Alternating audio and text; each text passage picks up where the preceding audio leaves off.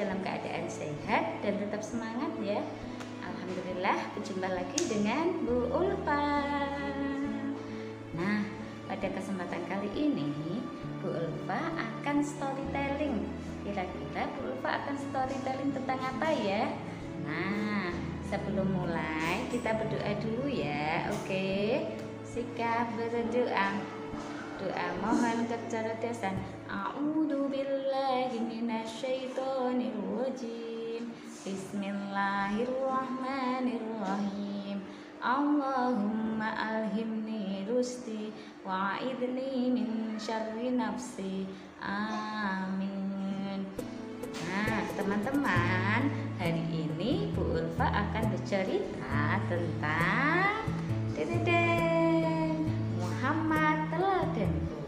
Nah, Muhammad Teladanku ini Bu Ulfa ambil yang jilid ketiga, buku ketiga ya, tentang menjadi rasul. Ceritanya seperti apa ya? Nah, ini Bu Ulfa ambil yang bagian Nabi Muhammad diangkat menjadi utusan Allah. Nah, gimana ceritanya ya? Yuk, selamat menyaksikan. Nah, ceritanya yaitu saat Nabi Muhammad sedang berdiam diri di Gua Hira. Nah, setelah saat umur 40 tahun, Nabi Muhammad merenung dan menyendiri di Gua Hira. Kemudian suatu saat ada makhluk yang datang. Siapa makhluk itu? Makhluk itu adalah malaikat Jibril. Ia datang membangunkan Muhammad yang sedang tidur karena kelelahan. Jibril membawa sehelai lembaran dan berkata kepada Muhammad, "Iqra, bacalah." Dengan hati yang penuh rasa terkejut, Muhammad menjawab, "Saya tidak bisa membaca." Kemudian malaikat Jibril mendekat sehingga membuat Muhammad merasa lemas. Jibril melepaskan dekapannya lalu berkata lagi, "Bacalah." Dipenuhi rasa takut, Muhammad mengulangi jawabannya sama, dan Jibril kemudian mendekat lagi dan berkata, "Bacalah." Kejadian itu berulang sampai 3 kali. Kemudian setelah Muhammad berkata, "Apa yang harus saya baca?" barulah Jibril membacakan surah Al-Alaq ayat pertama hingga ayat kelima. A'udzu billahi minasyaitonir rajim. Bismillahirrahmanirrahim. Iqra bismi rabbikal ladzi khalaq. Khalaqal insana min 'alaq. Iqra wa rabbukal akram. Alladzi 'allama bil qalam. 'Allamal insana ma lam ya'lam. Nah, arti dari ayat tersebut adalah, nah ini ayat yang pertama turun ya, wahyu Allah yang pertama turun adalah surah Al-Alaq ayat 1-5 yang artinya, "Bacalah dengan nama Tuhanmu yang menciptakan.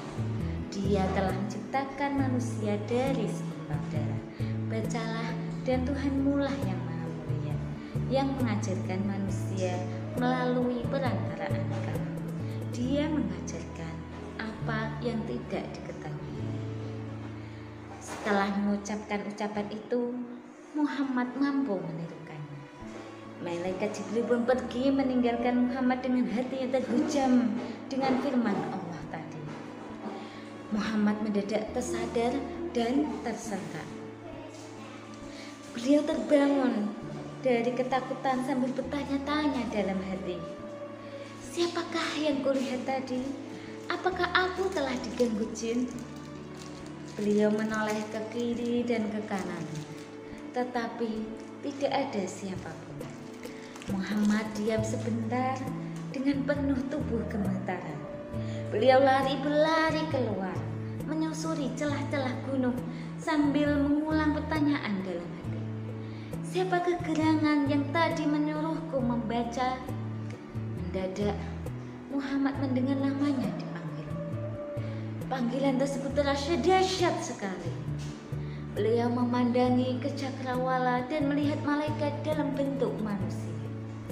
Muhammad tertegun ketakutan dan terpaku di tempatnya.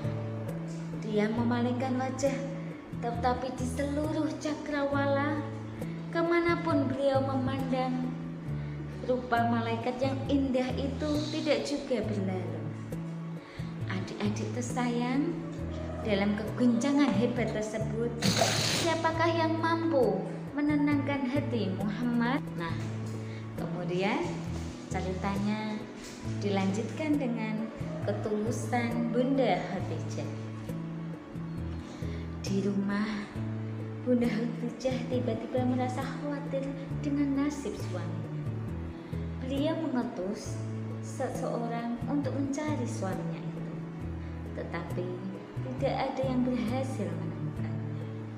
Sementara itu, setelah rupa malaikat menghilang, Muhammad pulang dengan hati yang dipenuhi wahyu Allah. Dengan jantung yang terus berdenyut keras dan hati berdebaran ketakutan, beliau pulang ke rumah. "Selimuti aku," pinta Muhammad kepada Khadijah. Khadijah segera menyelimuti suaminya yang menggigil kedinginan seperti terkena demam. Setelah rasa takutnya hilang mereda, beliau memandang Khadijah dengan tatapan mata minta kekuatan dan perlindungan. "Khadijah, kenapa aku?" kata Muhammad. Kemudian Muhammad menceritakan semua yang telah terjadi.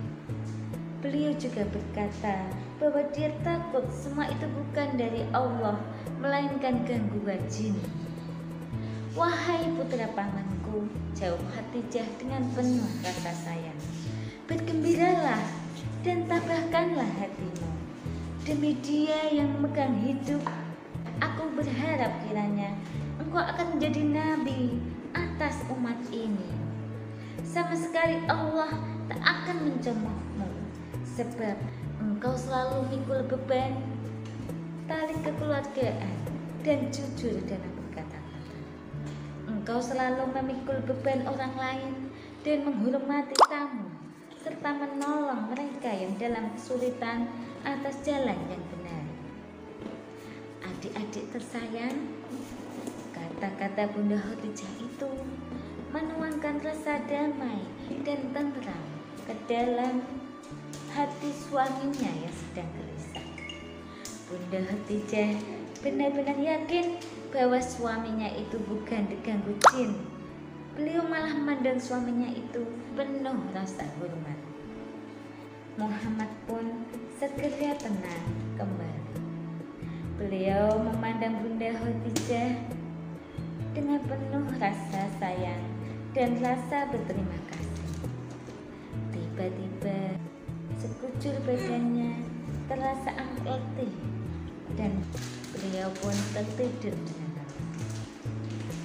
Adik-adik tersayang, sejak saat itu berakhirlah kehidupan tenang seorang Muhammad, dan mulai saat itu kehidupan penuh perjuangan keras dan pahit akan dilaluinya sebagai seorang Rasulullah, utusan Allah. Apa yang Bapak sampaikan bisa bermanfaat. Nah, cerita lengkapnya ada di Muhammad Teladan Group. Demikian anak-anak pembelajaran kita hari ini. Alhamdulillah, hari ini kita sudah belajar tentang sirah kisah Nabi Muhammad SAW.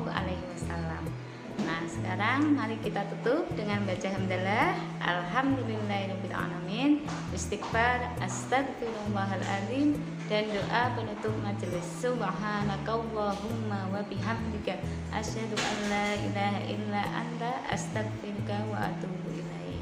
Akhirul kalam. Wassalamualaikum warahmatullahi wabarakatuh.